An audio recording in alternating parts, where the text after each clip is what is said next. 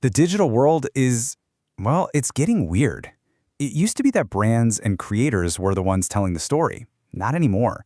Now, the audience is grabbing the microphone, and honestly, they're often building the entire stage themselves.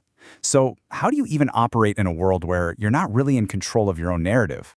All right, here's our game plan for this explainer. We're going to start with the new rules of engagement. Then we'll get into a pretty wild case study about Stranger Things that shows just how powerful audience speculation can be. From there, we'll talk about a tricky one, when to speak up and when to just stay quiet. We'll also look at how the very idea of discovery is fragmenting, the battle between trust and spectacle, and we'll wrap it all up with a new core strategy that'll help you navigate all this chaos.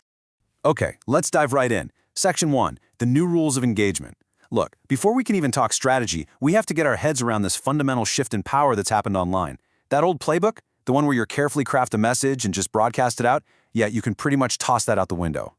And this quote right here, man, it just nails the heart of the issue. The space between what is actually factually true, what's blowing up on social media, and what people decide to believe, that gap is practically disappearing. It's not about just stating a fact anymore. It's about participating in a reality that's being built minute by everyone, and that changes everything. This slide gives you that perfect before and after picture. We've gone from a world of polished, controlled messages to, well, a network of community speculation. It used to be that being cautious was the smart play, but now the algorithms don't reward caution, they reward conviction, and it doesn't even matter if that conviction is based on a rumor. So, let's make this real with an absolutely perfect example. We're moving on to Section 2, the power of speculation, and we're going to use the Stranger Things phenomenon to see just how powerful an audience story can get, even when it flies directly in the face of what the creators are saying.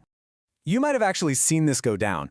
After the Stranger Things finale, this fan theory called Conformitygate just exploded. The whole idea was that the happy ending we all saw was a fake-out, a hallucination, and that a secret 9th episode was coming that would show the real, much darker ending.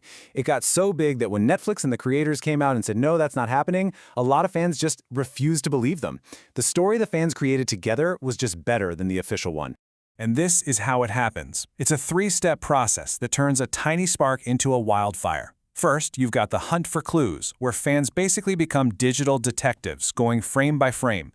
Then, those little observations build a movement as they get shared and remixed on TikTok and Reddit. And then the final, most crucial step, they form conviction. This is where emotion completely takes over. The desire for a different ending makes the theory feel more true than the truth itself. So, what's the big takeaway for you? Simple. Your audience doesn't want a lecture, they want to be part of the story. Now, content that invites that kind of speculation can be incredibly powerful, but it is a double-edged sword. You have to watch the stories that are bubbling up around you, and above all, you have to be crystal clear, because if you leave any gap in your narrative, believe me, the audience will fill it for you. Okay, so that's what happens when the audience takes control of your story. But what about when a huge external event just sucks all the air out of the room? That brings us to Section 3, when to speak, or maybe more importantly, when to pause. Think about it. When a major story breaks, the digital world just becomes this storm of hot takes, unverified info, and pure emotion, all spreading way faster than the actual facts. So, when you're in the middle of a storm like that, what is the right move for your brand or your business? The answer, almost every single time, is not to try and shout over the storm. It's to practice something called situational awareness. It's a strategic choice to just be quiet. Pushing your normal marketing message during a moment of collective crisis isn't just ineffective, it can come across as incredibly tone-deaf and do some real damage.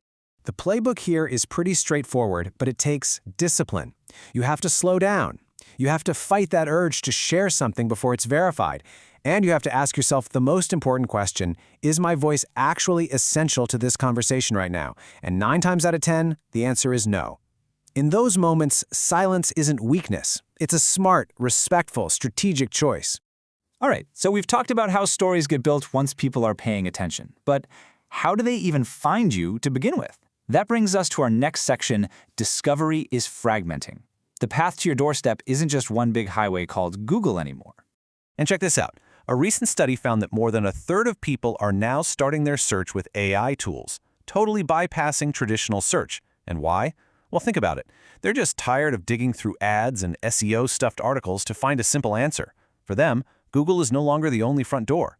And it's not just new tech like AI. The platforms we thought we knew are shifting under our feet. I mean, look at TikTok. With all the restructuring of its US ownership and data, that whole ecosystem could look completely different overnight. The algorithm, the trends, what people see, it's all up in the air. That instability is a huge piece of this fragmentation puzzle. So what does this all mean for you? Two big things. First, you have to think about being AI ready. Is your core message so simple and clear that a chatbot can summarize it perfectly? Because that's your new first impression. And second, you can't put all your eggs in one platform's basket anymore. When everything is in flux, being agile is way, way smarter than being loyal. Now, obviously, all this fragmentation has massive implications for advertising. So for Section 5, let's look at how brands are trying to earn trust when attention is the scarcest thing on Earth. How do you possibly cut through all that noise? Well, the big bet right now is on pure star power. Brands are dropping over $1 billion on celebrity talent. They're making fewer ads but placing bigger, more expensive bets. The thinking is pretty simple. In an ocean of content, a famous face you already know and trust is the quickest way to get someone to stop scrolling, even for a second. And we've seen this exact high-stakes game play out in the real estate world, with huge brands like Homes.com and Realtor.com pouring money into these massive, star-studded campaigns, all fighting for the same eyeballs. But, and this is a huge but, here's the counter-argument. Star power can rent you a moment of attention, but it can't buy you trust. Audiences today have this incredibly fine-tuned radar for what's real and what's not. A celebrity might get them to look, sure, but it's only real value and credibility that's going to make them stay. The spectacle gets the click, but authenticity builds the relationship. So, we've talked about a lot of chaos, right? Audiences taking over, breaking news, fragmented discovery, big money advertising. Which brings us to the final, most important part. What is the core strategy that lets you succeed, not just in spite of all this chaos, but maybe even because of it? The answer isn't some new tactic, it's a mindset. The strategies that actually last are built on timeless ideas. It means choosing to give thoughtful context when everyone else is just dropping a hot take. It means choosing simple clarity over trying to be clever. It's valuing the deep credibility you build with a small, loyal group over the massive but shallow reach of one viral post. At the end of the day, in a world that rewards knee-jerk reactions, the real differentiator is consistent, good judgment. And that really brings us to the final question, the one I want to leave you with to think about. In a digital world that is literally designed from the ground up to reward instant reaction, could it be that your single greatest competitive advantage is having the discipline to pause? Thanks for joining this explainer.